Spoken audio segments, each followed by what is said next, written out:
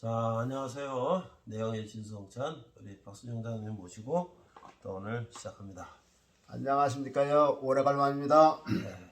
자, 오늘은 악기를 어떤 악기를 해주시겠어요? 오늘 하모니카요. 하모니카. 하모니카를 입술이 나도 부풀어갖고 그동안 일 좀 했더니 이거 못 불 줄 알았는데 오늘 부르니까 되더라고. 그래서 네, 하모니카를 제가 많이 불러보던 거 네. 태산을 넘어. 태산을 넘어. 야, 창구가 옛날에 많이 불렀던 거죠. 그렇죠.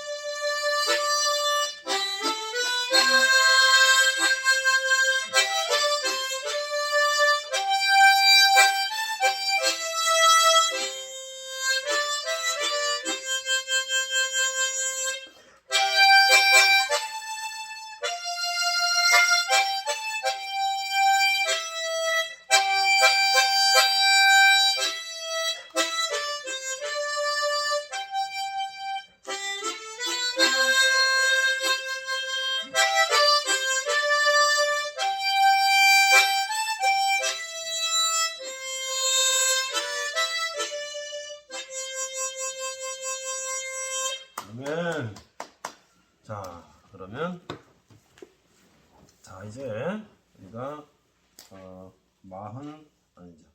50번째 50번째인데. 아브라함과 이삭과 야곱의 하나님 306쪽입니다.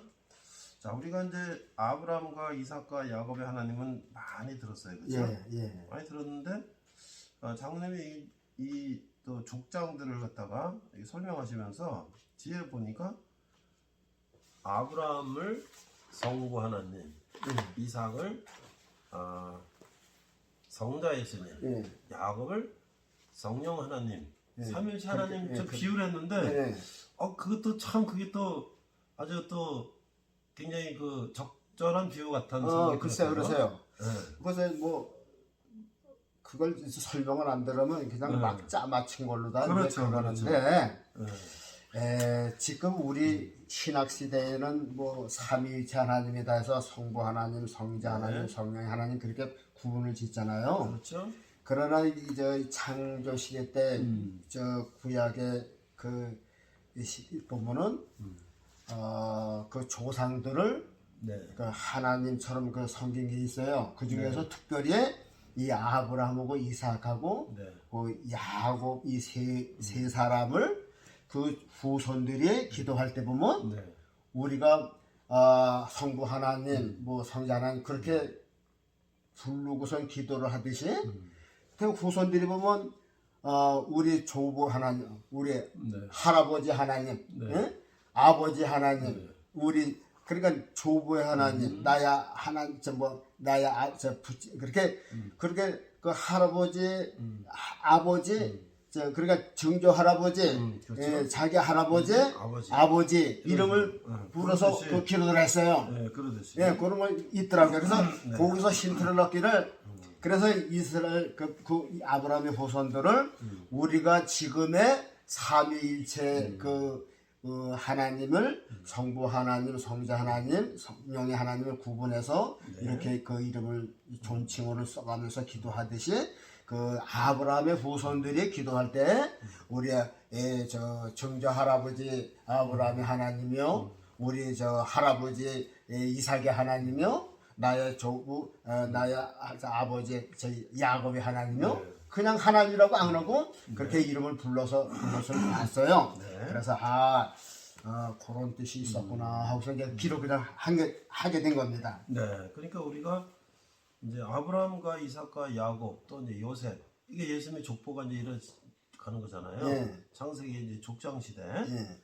자, 그래서 그럼 우리가 한번 그렇게 연결지면서 예. 우리가 이제 사모님이 구약은 예수님의 그림자요.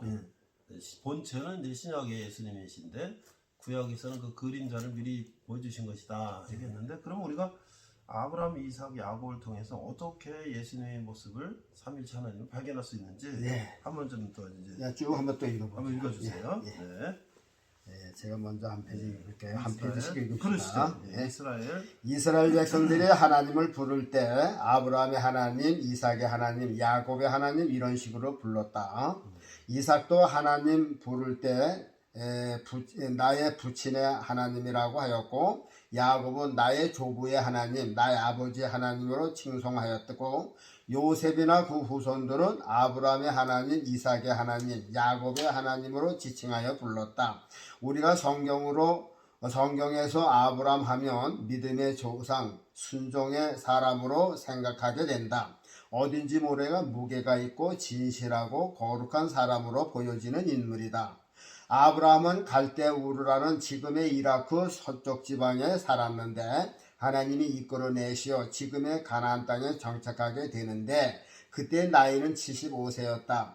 가족으로는 삼형제 가족이 떠나오다. 하란의 가족은 하란 땅에 정착을 하고 아브라함과 롯의 가족만 가나안으로 온다. 애국까지 내려왔다가 올라오면서 조카인 롯의 식구와 결별하게 된다. 네. 여기 갈대아 우르 네. 제가 이라크에 갔었어요. 네.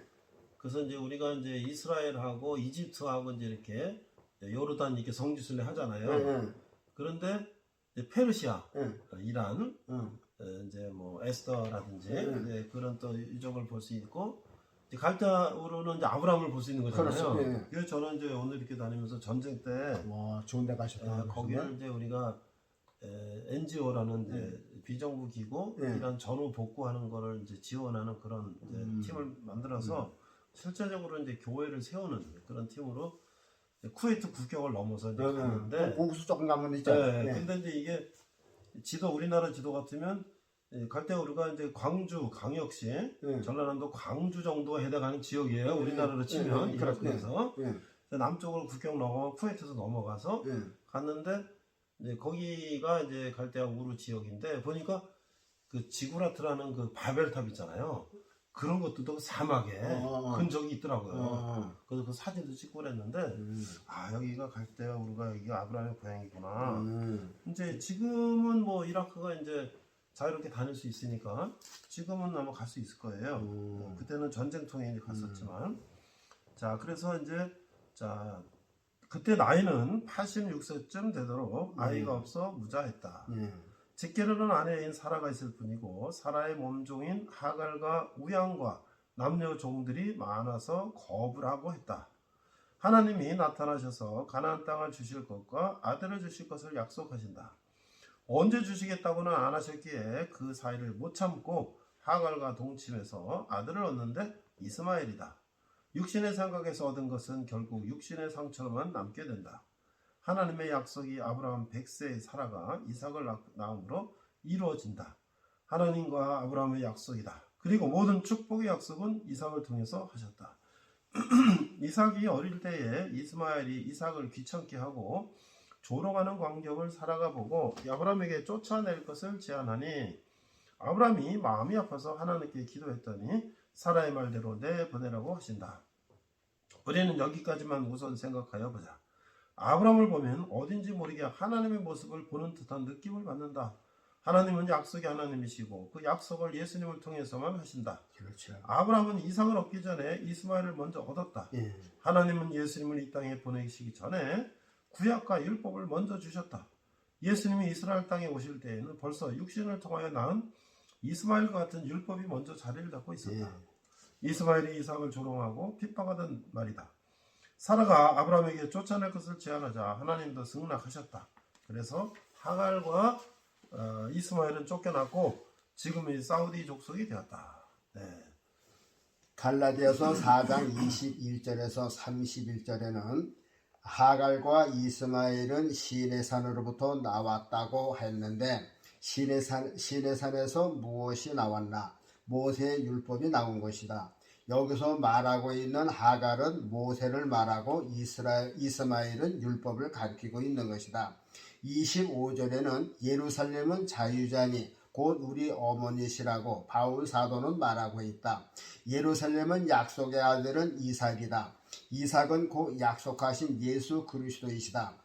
곧 우리 어머니와 같다. 우리는 예수님만을 통해서 구원의 약속을 받은 것이며 율법으로 구원받은 것을 약속받지 않았다.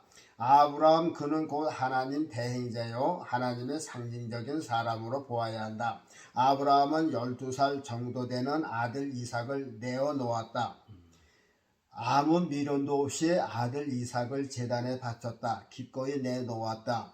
어찌 외아들이 아깝지 않겠는가? 우리는 아브라함의 훌륭한 믿음으로만 볼 것이 아니고 그것을 초월하신 하나님이 우리를 위해 독생자 예수를 우리에게 내어주신 분으로 봐야 되겠다.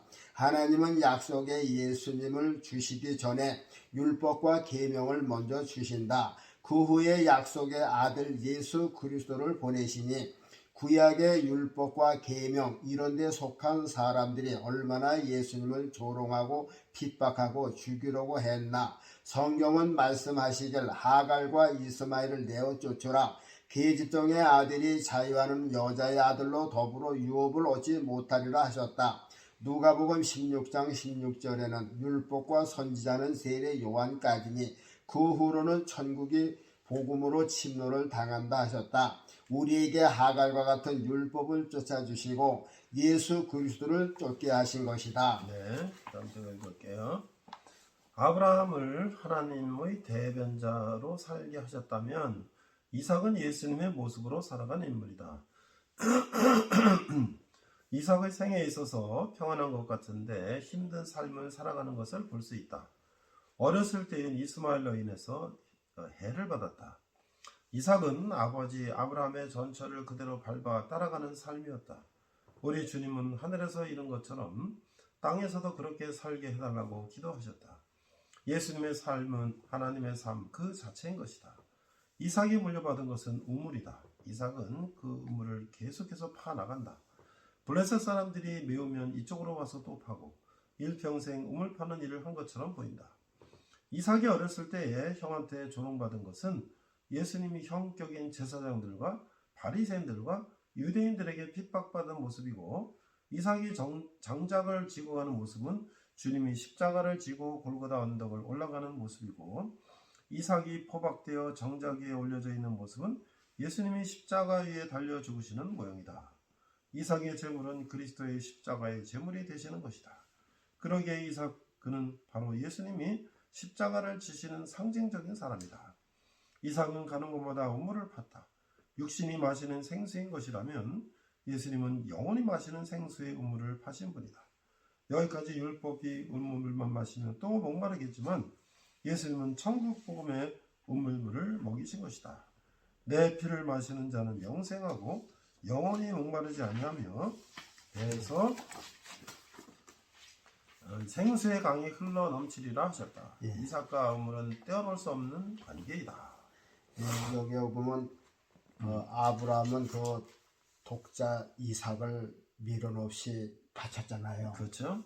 근데 사람으로서는 할 수가 없는 거거든요. 그렇죠. 그러니까 하나님 모습이 되니까요. 그렇죠. 그래서 하나님이 예수님을 기꺼이 그 독생자 아브라함도 독자고 하나님도 독생자를 우리에게 주시고 아브라함은 독자 이삭을 기꺼이 바쳤고 또 이삭은 장작을 지고 간 그 모습이 예수님이 십자가를 지고 가는 모습. 그러니까 그 영적으로 이렇게 해석을 보면 하나님께서 예수를 보내시고 예수님의 십자가를 지시러 가는 그 모습이 아브라함과 이삭의 모습에서 이미 볼 수가 있었다 하는 그런 모습. 우리는 그 전에 그냥 아브라함은 아브라함의 모습, 이삭은 이삭의 모습, 또 뒤에 나올 야곱은 야곱의 모습으로만 그렇죠. 생각을 사람의 했는데 모습을만 봤는데 그 삼일체 하나님을 비교하니까 그게 또 그렇게 또 연결해서 생각하니까 그게 또 그렇게 연결이 돼요. 여기 후손들이요 기도한 거 보면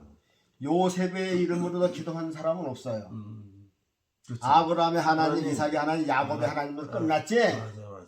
거기 또 그 요셉도 훌륭하지만 요셉의 하나님이라고 부르는 건 없어요. 꼭 아브라함의 하나님, 이삭의 하나님, 야곱의 하나님 끝나요. 그러니까 삼일체 시기다 그렇게. 그리고 또 그 사람들이 그 살아온 과정도 그거 그 말하자면 저 아브라함은 하나님의 그 성품으로 일을 했고 예수님은 처음부터 죽으러 장작을 지고 가는 그런 죽는 모습으로 살았고 그리고 야곱은 또 기질이 다르잖아요. 네. 야곱은 빼앗고 탈취하고 많이 갖고 이게 성령의 역사란 말이죠. 성령의 역사는 이따가 나오겠지만요. 아니 그 저기 장로님 그 이스라엘 가셨을 때 예.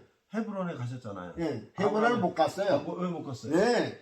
그래요? 그러니까 우리는 그거 이제 관광 도정으로만 갔기 때문에 그 헤브론을 안 갔어요? 헤브론을 못 갔죠. 근데 에집트하고 국경에서 하바 국경에서 바로 그냥 차딱 쭉 가서 갈릴 바닷가에 그냥 왔어요. 그리고 그 밑에 이제 헤브론이 있는데 그거 못 갔죠. 그 저 사해 그 밑에 있잖아요. 헤브론이 제일 남쪽 있잖아요. 도시니까. 근데 이제 우리가 가보니까 사실은 뭐 이스라엘의 어떤 그 유적이 우리가 막 생각하는 막 거대하고 막 그렇죠. 그런 건 아니잖아요. 없죠.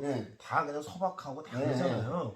그런데 헤브론도 그 막벨라 굴 안에 사라하고 아브라함 묘가 있잖아요.